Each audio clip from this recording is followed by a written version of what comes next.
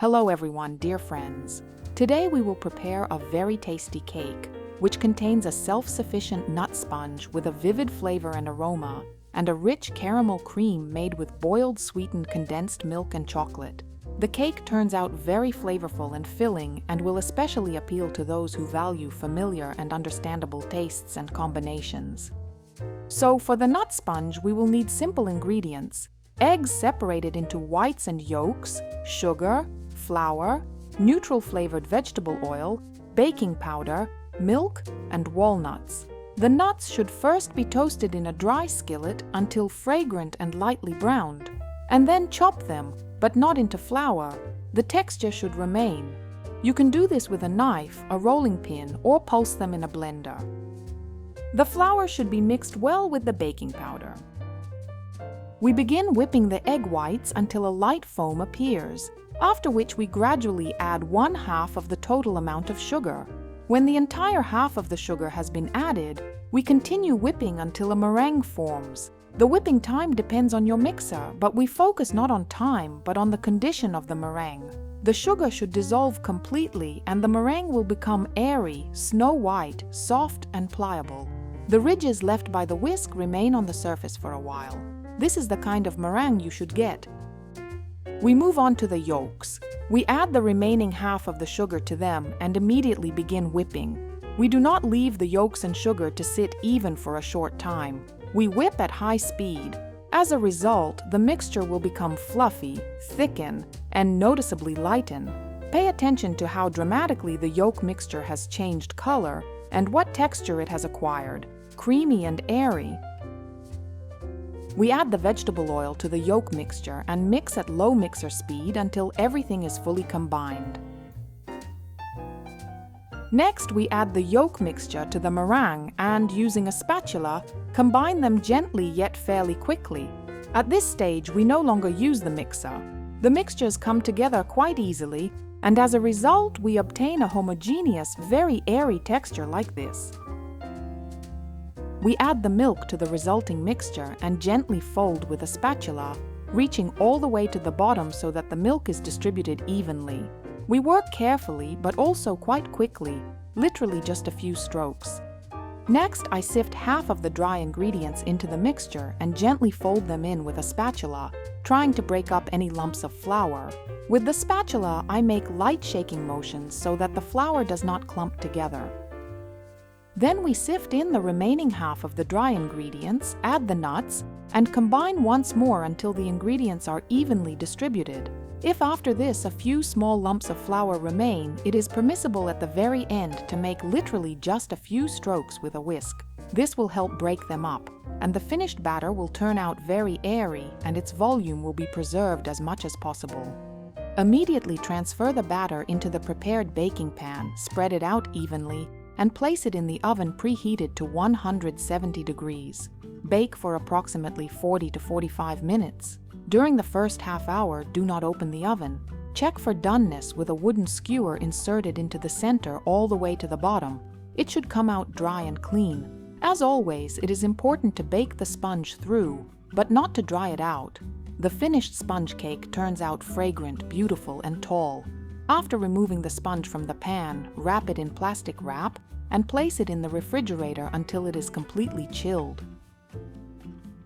In the meantime, we will move on to the cream, and for it we will need thick, flavorful, high-quality Dulce de Leche made with a clean ingredient list and no unnecessary additives. We will also need butter with a fat content of 82.5%, and it should be tasty and high quality as well. For the ganache, we will need dark chocolate and heavy cream with a fat content of 33%. We will start by preparing the ganache, since it will need time to stabilize.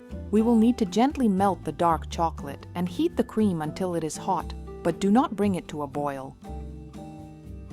It is convenient to melt the chocolate in a plastic cup in the microwave in short bursts, stirring each time so as not to overheat it. Add the hot cream to the melted chocolate and thoroughly blend the mixture with an immersion blender until it reaches a smooth, homogeneous texture. Pour the resulting ganache in a thin layer into a shallow container The thinner the layer, the faster and more evenly it will cool and crystallize. Cover it with plastic wrap pressed directly against the surface and place it in the refrigerator for a couple of hours to chill. Butter in a pomade-like state is about 14 to 16 degrees. Beat it with a mixer. That is, the butter should not be cold but also not too soft. Beat at high speed until it reaches a fluffy, creamy consistency and becomes noticeably lighter. Pay attention to how the butter has changed color. From yellow, it has turned almost white and has taken on an airy texture. Now beat the room temperature dulce de leche with a mixer at low speed. This is needed only so that it becomes homogeneous without any possible lumps. Now add the dulce de leche to the whipped butter. The butter and the dulce de leche are approximately the same temperature. This will help to avoid separation. Beat with the mixer until fully combined. The result is a completely homogeneous, very fluffy and airy cream. All that remains is to combine it with the ganache. Take the ganache out of the refrigerator. It has cooled, but has not fully crystallized, which is convenient for combining with the cream. After stirring it with a spatula, the temperature is about 15 degrees. If the ganache has cooled more, then let it warm up before adding it to the cream. Now add all of the ganache to the cream at once and mix thoroughly with the mixer until combined. Remember to stop the mixer from time to time and use a spatula to scrape the cream from the sides and bottom of the bowl for even mixing. As a result, you will have a homogeneous, airy, sweet, and very delicious cream. It is fairly stable, but before assembling, I still chilled it just a little so it would be easier to work with. Let us return to our sponge cake. After cooling, it is very easy to work with. We trim a thin layer of the top crust from the sponge and then cut it into 3 even layers. In cross-section, the sponge looks incredibly appetizing, with beautiful flecks of walnut pieces. The sponge has an excellent texture. It is perfectly satisfying on its own. Absolutely not dry thanks to the milk and butter in the batter. And of course, it is very aromatic and delicious. Since I will be using the same cream for assembling the cake, for smoothing it, and for decoration, I divided it into portions ahead of time. Each layer needed 210 grams for the filling, and I set the remaining cream for smoothing and decoration aside in the refrigerator. However, the amount of cream can be different, depending on your preferences and the particulars of assembly. The total volume of cream is quite large, so if you wish, you can prepare a smaller batch of cream or use a different cream for smoothing and decoration. I also coat the top sponge with a small amount of cream, and I seal the sides of the cake with cream. Then I wrap the cake with an acetate strip and secure a spring-form ring around the top so that it takes on a perfect shape. I place the cake to stabilize in the refrigerator for about 4 to 5 hours. And after the cake has stabilized, I smooth and decorate it. The cream that I kept in the refrigerator has become firm, so before working I take it out ahead of time, let it come to a comfortable temperature, and beat it well until it is homogeneous. This cream is very easy to work with. It is excellent for smoothing, sets firmly, and is ideal for decorative piping tips, allowing you to create beautiful textures. For decoration, I chose a classic approach and added walnut pieces to hint at the flavor and texture of the cake.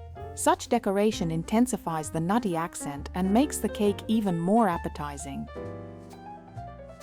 Friends, our cake is ready. Take a look at how delightful and appetizing it turns out. It is also very tasty and satisfying, with a rich texture and a caramel chocolate cream. It is an excellent option both for the upcoming holidays and for any occasion. Friends, I hope that you will find this recipe interesting, that you will try to prepare such a cake, and that is all from me. I, as always, thank all of you for your attention. See you in new videos. Bye-bye.